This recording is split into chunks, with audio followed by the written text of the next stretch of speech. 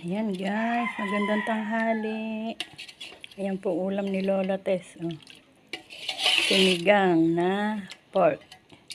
Ang daming taba guys.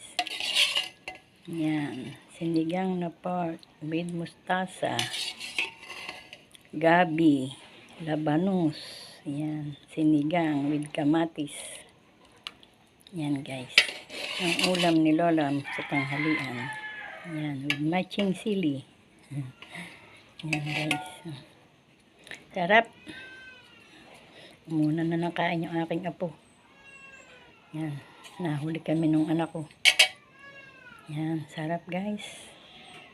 Sarap po ng sinigang. Sinigang na pork.